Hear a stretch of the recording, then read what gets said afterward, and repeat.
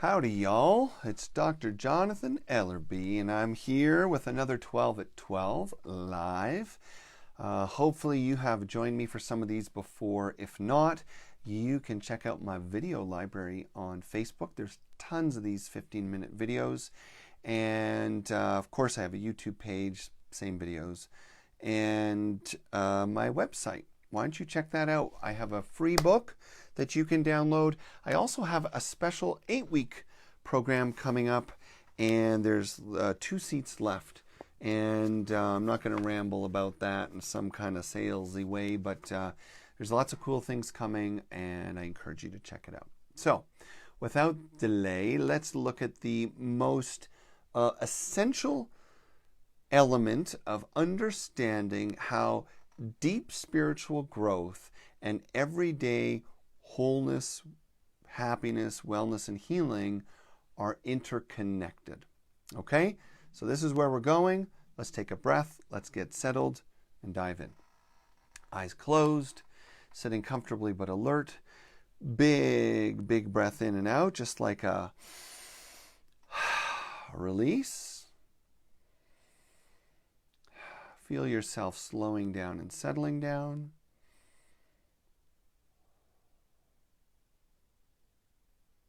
And notice that no matter what is going on in your day or your life, there is always stillness inside you.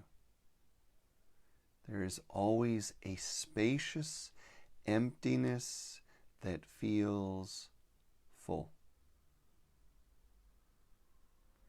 Take a moment, find that silence.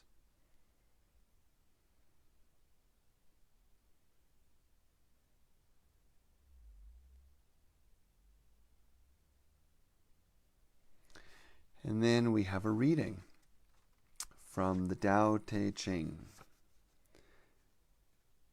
We join spokes together in a wheel, but it is the center hole that makes the wagon move. We shape clay into a pot, but it is the emptiness inside that holds whatever we want. We hammer wood for a house, but it's the inner space that makes it livable. We work with being, but non-being is what we use. That's pretty good. That's pretty good. So this passage, which actually I just read in another online class I did for the Althea Center Denver, and it's now going to be in their library, an hour-long class about wholeness and the new normal. This reading encapsulates one common point of confusion and misunderstanding in the interplay between health and wellness and spirituality or deep spiritual growth. So let's clarify a few things. Deep spiritual growth can mean a lot of different things to a lot of people. Ultimately, for those people who tend to follow me, there's an understanding that at the core of all things is a unifying force or factor, a kind of emptiness that gives birth to everything in the world. Some people call this realization non-duality, that there is a singular origin. Some people don't like the fact that singular origin implies a thing, so they call it emptiness. Some people call this consciousness, spirit, grace, existence, right? So it doesn't really matter what you call it, it's mysterious. And interestingly, even in the theistic traditions of the world, there tends to be a pretty universal sense that what is our true nature, what is our true origin, and where we ultimately come from is fundamentally a mysterious, unified force. And yet, how do we connect spacious emptiness or subtle consciousness with everyday well-being? I mean, what if we want to be healthier and happier? How are these two things together? Well, as it turns out, in the passage that we read, I think it's well illustrated that these things are, not only do they work well together, they are already inextricably interlinked. So when we look at the core elements of well-being, one model would be to say mental, emotional, physical, and spiritual. What we are realizing is that in our human activities and engagement, we have our body and behaviors, so all the things we eat and the way we sleep and how we move, and then just what we do, even if that's mental, picking up a book, or if that's emotional, having a conversation. Then we have our emotional world, balancing the way we respond and react to the things we emotionally experience, feel them, express them, and so on. Then there's the mental experience, the world of thought and feeling. The thought about our feeling, or thoughts about the world, the intellect.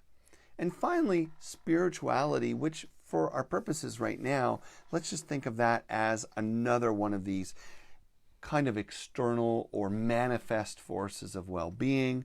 And that would include practices, philosophies, what we believe, what we don't, where we go, what we do, right? All in the name of spirituality.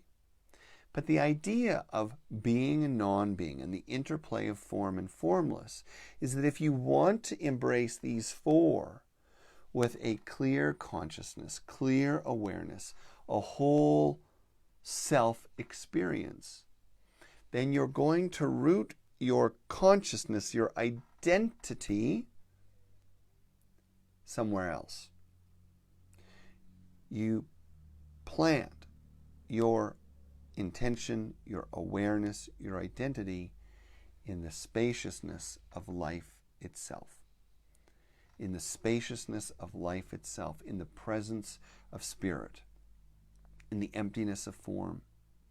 When you return to that place again and again through thought, through behavior, through meditation, or simply through slowing down into stillness and silence, then you can observe these four areas of your life and engage them with more intuition, purpose, and intention.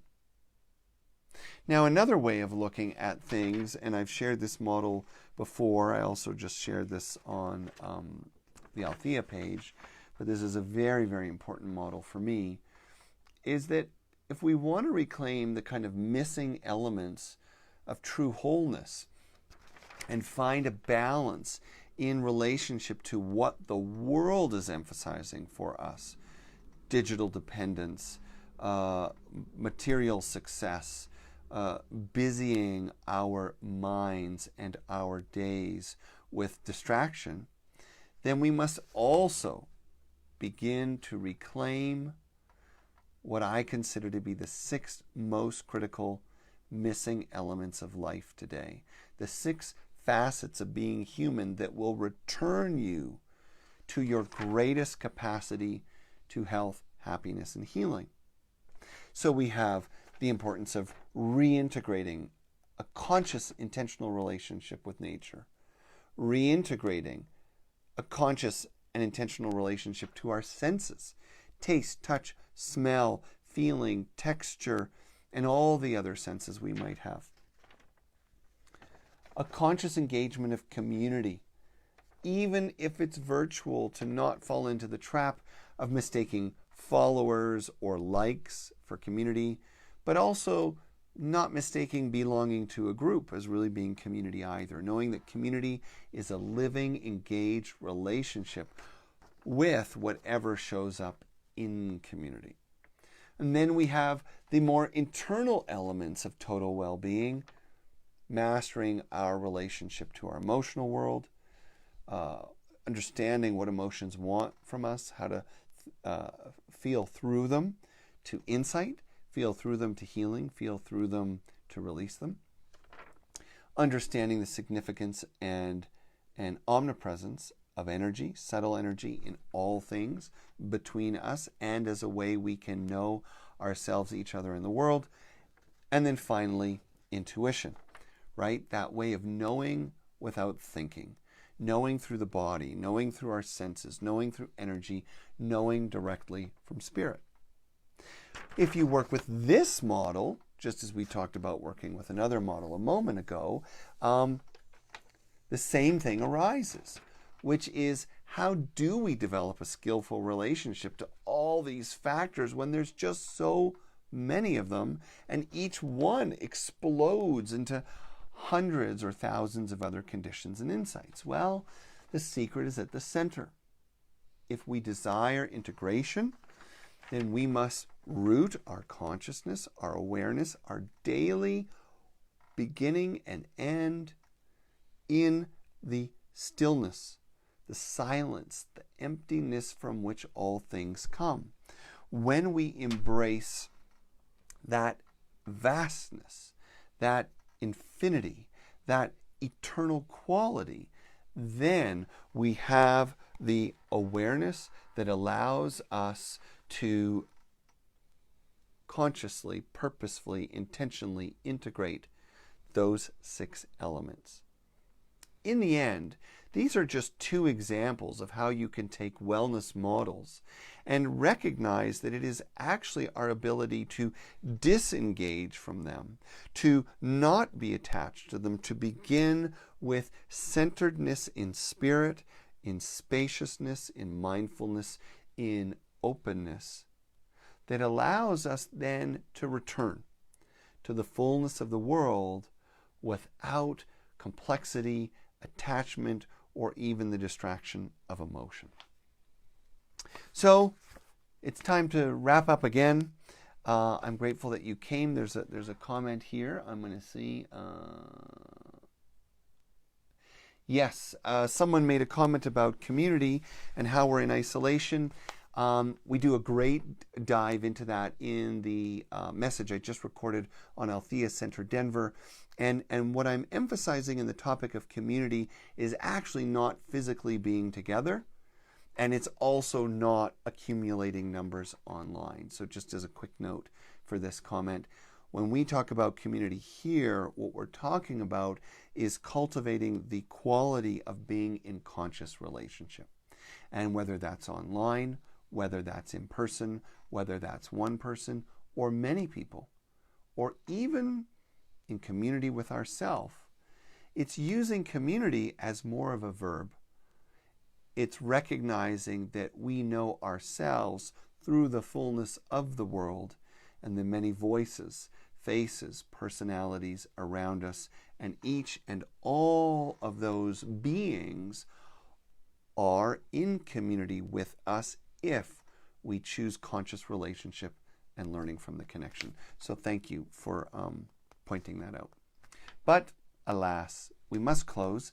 If you'd like to learn more about what I'm doing, or if you would like a free book on spiritual experience, or if you would like to download a 30-session audio collection, go to my website, check it out. If you want the audio collection, start with the book, and then you'll get the messages about the audio collection. There's lots of good stuff going on in the world today. There may be chaos, there may be breakdown, there may be panic and pandemic, but there are also hearts and minds opening to a new way of being, and you and I are a part of that right now, today. So let's close by reading what we started with. Taking a breath, returning to the silent center, and creating the spaciousness within that we might embrace the fullness of our lives from a place of peace and no longer clinging. We join spokes together in a wheel, but it is the center whole that makes the wagon move. We shape clay into a pot, but it is the emptiness inside that holds what we want. We hammer wood for a house, but it's the inner space that makes it livable. We work with being, but non-being is what we use. So thank you for being here with me. If you like this, please share it.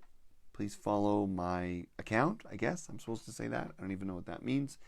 Lots of love, and I hope you have a beautiful day.